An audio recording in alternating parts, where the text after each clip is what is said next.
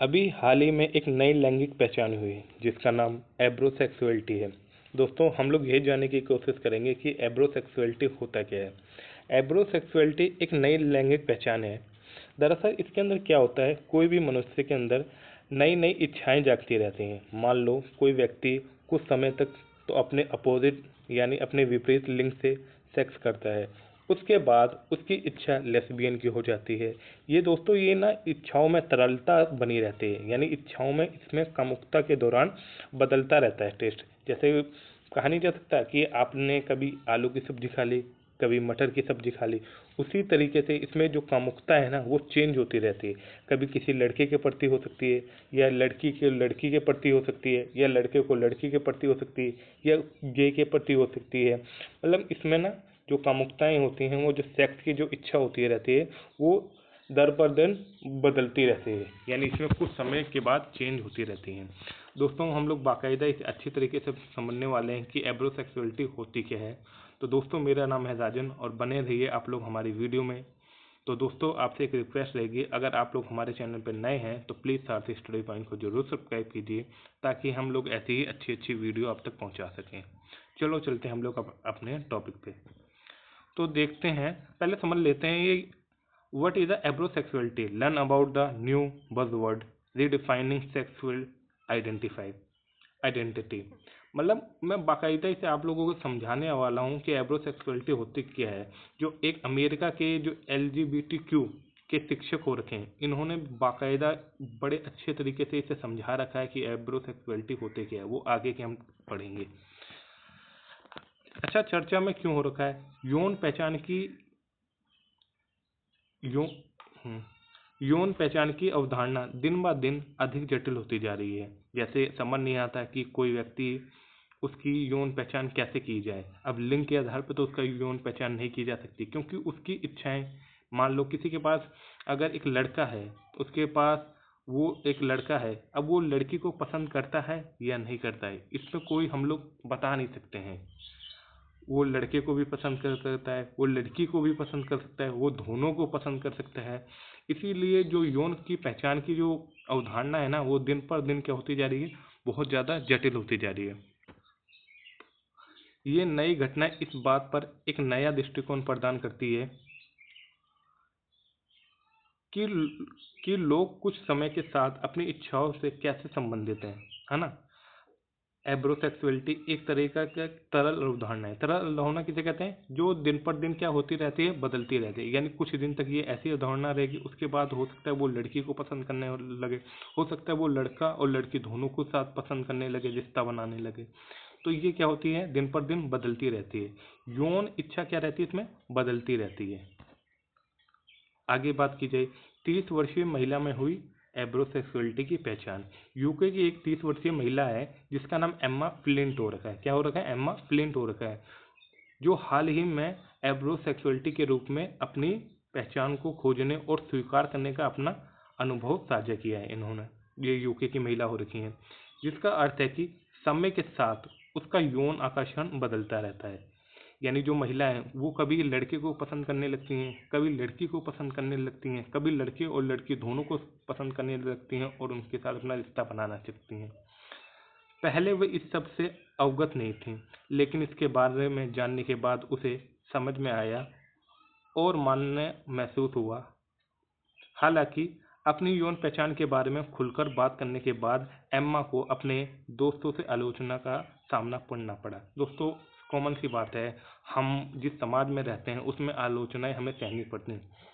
अगर कोई व्यक्ति, अगर हम लोग भारतीय समाज की बात करें, जिस समाज से हम लोग आते हैं, अगर हम बता दें कि कोई लड़का ये गे है, तो उसे जो बाकी व्यक्ति हैं उसका मजाक उड़ाते हैं, बड़े हीन नज़रों से देखते हैं, ठीक है, और उस पर कई भद्दे भद्दे कमेंट करते रहते हैं। लेकिन उसमें उस व्यक्ति की जरा से भी गलती नहीं होती है दोस्तों, क्योंकि ये हार्मोन का लोचा होता है। अब उसमें उसकी क्या गलती हो सकती है। अब हम लोग समझ लेते हैं क्या है एब्रोसेक्सुअलिटी। यूएस स्थित सामाजिक कार्यकर्ता और LGBTQ+ के शिक्षक जो हैं, उनका नाम हो रखा है जो स्टोलर। जो स्टोलर एब्रोसेक्सुअलिटी की सबकी क्या व्याख्या करते हैं। स्टोलर ने क्या कहा कि कुछ एब्रोसेक्सुअल लोग अलग अलग समय पर अलग अलग कामुकता लेबल के साथ पहचान कर सकते हैं। यानी उन्हें कभी कभी लड़के के साथ कामुकता आ सकती है, कभी कभी लड़कियों के साथ कामुकता आ सकती है, कभी कभी दोनों के साथ आ सकती है, कभी कभी गे के साथ आ सकती है। यानी बदल बदल के कामुकताएं आती हैं समय के साथ, ठीक है। उदाहरण के लिए कुछ दिन वे पैनसेक्सुअल लेबल का उपयोग कर सकते हैं, जबकि अन्य दिनों वो लेस्बियन भी रह सकते हैं, ठीक है। लेस्बियन लेबल का उपयोग कर सकते हैं। अन्य एब्रासेक्सुअल लोग केवल एब्रासेक्सुअल लेबल का उपयोग कर सकते हैं। यानी जो एब्रासेक्सुअल एब्रासेक्सुअल जो लोग हैं ना, वो एब्रासेक्सुअल लोगों का भी उपयोग कर सकते हैं। इनमें क्या होता रहता है, जो उनकी धारणा हो रही है ना, वो बदलती रहती है समय के साथ साथ। इस लेबल को लिंग पहचान लेबल या जेंडर फ्लूइड के कामुकता संस्करण के रूप में माना जा सकता है।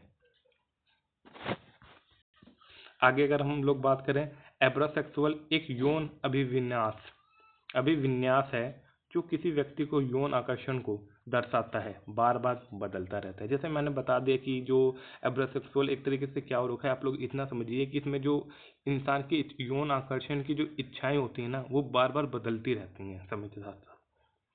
ये छोटी अवधि में हो सकता है, जैसे कि घंटों या दिनों में, या लंबी अवधि में भी हो सकता है, या कुछ महीनों या वर्षों में भी हो सकता है। जैसे मान लो कोई व्यक्ति है, उसे महीनों तक मान लो किसी लड़की से प्रेम करेगा, उसके बाद हो सकता है उसकी जो कामुकता है वो उस लड़की के प्रति से हट जाए और लड़के के प्रति हो जाए।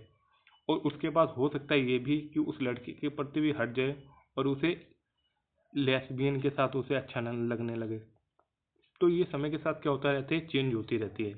एब्रासेक्सुअलिटी युवा पीढ़ी, विशेष रूप से जेन जेड 1997 और 2012 के बीच में पैदा हुए लोग के सदस्यों के साथ विशेष रूप से दृढ़ता से प्रतिनिधित्व होती है। यानी जो 1997 और 2012 के बीच में बच्चे पैदा हुए थे ना, उनमें ये संभावना ज़्यादा बताई जा रही है। इसका श्रेय विविध यौन पहचानों के बारे में बढ़ती जागरूकता और स्वीकृति को दिया जा सकता है। यानी एब्रासेक्सुअलिटी मतलब इसको और ज़्यादा मान्यता कैसे मिल रही है, क्योंकि जैसे कि अभी समाज में नई नई अवधारणा आ रही हैं कि लड़कों लड़कों के प्रति हो जा रहा है। जो हम लोग लेस्बियन देखते हैं, गे देखते हैं, एलजीबीटीक्यू के फैमिली के मेंबर देखते हैं। जैसे जैसे ये नई अवधारणा आने जा रही है ना, उसी उसी से इसे और मजबूती मिलती जा रही है। अब हम लोग एब्रासेक्सुअलिटी कैसे दिख सकती है, इसके कुछ उदाहरण से समझ लेते हैं बाकायदा से। अच्छा, दैनिक उतार चढ़ाव हो सकता है इसके लिए। एक दिन आप पुरुषों के प्रति आकर्षित हो सकते हैं, दूसरे दिन महिलाओं के प्रति हो सकते हैं। ये मैंने आप लोगों को बता दिया था। आकर्षण में क्या होगा, बदलाव महसूस होगा आप लोगों को। कम आकर्षण की अवधि होगी, अवधि कम भी हो सकती है, इसकी ज़्यादा भी हो सकती है। आकर्षण का क्या विकास हो सकता है। अब ये विकास कैसे हो सकता है कि आप एक विषम लैंगिक पुरुष हो, लेकिन कुछ वर्षों के बाद आप पाएंगे कि आपको पुरुष के प्रति यौन आकर्षण होने लगा है ना। इसका इस तरीके से भी विकास हो सकता है। एब्रोसेक्सुअलिटी की चुनौतियां क्या हैं। एब्रोसेक्सुअल व्यक्तियों को अपने आकर्षण की अस्थिर प्रकृति के कारण डेटिंग और पार्टनरशिप संबंधों में अलग अलग चुनौतियों का सामना करना पड़ सकता है। जैसे मान लो किसी एक कोई पुरुष व्यक्ति है, अब उसकी किसी महिला के साथ शादी हो जाती है, तो जब तक उसे महिला के प्रति आकर्षण है, जब तक उनका रिलेशन सही चलेगा। लेकिन जब उसके जो मन में जो धारणा है वो बदल जाएगी, यानी उसे अपने ही तरह पुरुष से प्यार हो गया या उसके प्रति यौन संबंध बनाने की इच्छा जागी, तो उसमें क्या होता है, इनके संबंध क्या होने लगते हैं, बिगड़ने लगते हैं। इसलिए इसमें ना बहुत ज़्यादा चुनौतियां आने लगती हैं। कुछ लोग दीर्घकालिक संबंधों के लिए प्रतिबद्ध होने में संकोच कर सकते हैं, क्योंकि उसे पता है कि उसकी जो सेक्स की जो इच्छा है वो बदलती रहती है। कभी लड़के के साथ हो सकती है, कभी लड़की के साथ हो सकती है, कभी दोनों के साथ हो सकती है। इसलिए लंबे टाइम तक ना कोई रिलेशन बनाने में इसमें संकोच की बात बोली जाती है। इस डर से कि उनके आकर्षण के स्तर में बदलाव है, उनके साथी के साथ उनके संबंध को प्रभावित कर सकता है। ये मैंने बता दिया आपको। उदाहरण के लिए वह शुरू में अपने साथी के लिंग के प्रति आकर्षित हो सकते हैं, लेकिन बाद में उनका आकर्षण फीका पड़ सकता है, यानी कम हो सकता है।